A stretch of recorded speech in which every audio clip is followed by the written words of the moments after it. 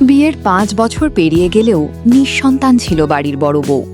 তার মোনাজাতে ছিল একটাই চাওয়া, একটি সন্তান। আল্লাহর কাছে প্রতিদিন প্রার্থনা করত যেন তিনি তাকে একটি সন্তান দান করেন। বাড়ির সব বড় বড় কাজই করত সে। ঘরবাড়ি পরিষ্কার করা, রান্নাবান্না করা, জামাকাপড় গুছিয়ে রাখা, সব কিছুই সামলাত। নিঃসন্তান হওয়ার কারণে শাশুড়ির কাছ থেকেও তেমন ভালোবাসা পেত না বড় বউ।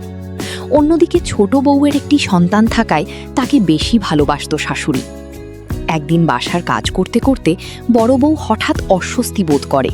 ধীরে ধীরে তার মাথা ঘুরতে থাকে এবং একসময় আর নিজেকে সামলাতে না পেরে মাটিতে লুটিয়ে পড়ে। শাশুড়ি এসে প্রথমে বকতে থাকে, কাজ ফেলে এভাবে পড়ে আছো কেন? পরে বুঝতে পারে সত্যিই তার শরীর খারাপ।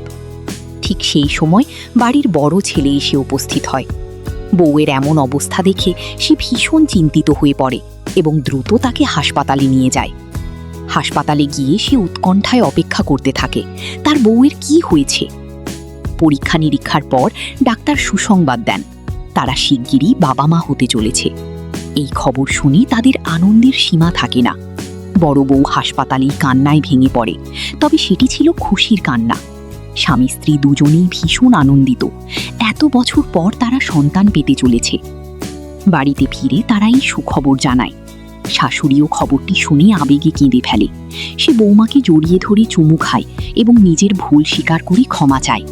বলে, তুমি আমাকে ক্ষমা করে দিও, আমি তোমার উপর অনেক অন্যায় করেছি। বড় বউ হাসি মুখে তাকে ক্ষমা করে দেয়। পেছন থেকে এইসব দৃশ্য দেখে ছোট বউ মনে মনে বিরক্ত হয়। সে ভাবে এদের আধিক্যতা যেন শেষই হচ্ছে না। পরে বড় বউ ঝাড়ু হাতে কাজ করতে গেলে শাশুড়ি তা কেড়ে নিয়ে বলে, তুমি আর কাজ করবে না, বিশ্রাম নাও।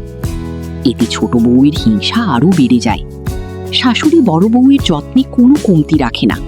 স্বামীও তাকে ফলমূল খাওয়ায়, সময় মতো দুধ ও ওষুধ দেয়। বড় বউ এ সময় কোরআন শরীফ পড়ে এবং আল্লাহর কাছে দোয়া করে যেন তার সন্তান সুস্থভাবে জন্ম নেয়। কিন্তু ছোট বউ এসব কিছুই সহ্য করতে পারে না। সে হিংসায় জ্বলে পুড়ে যায়। একদিন সে তার স্বামীকে ফোন করে বলে এই বাড়িতে সে থাকতে পারবে না, কারণ কেউ তাকে ভালোবাসে না। তবে তার স্বামী তাকে বোঝানোর চেষ্টা করে, কিন্তু এতে সে আরও রেগে যায়। এদিকে নতুন অতিথির আগমনের আর বেশি দেরি নেই। দাদি, মা, বাবা সবাই প্রস্তুতি নিতে থাকে। অবশেষে সেই দিনটি এসে যায়।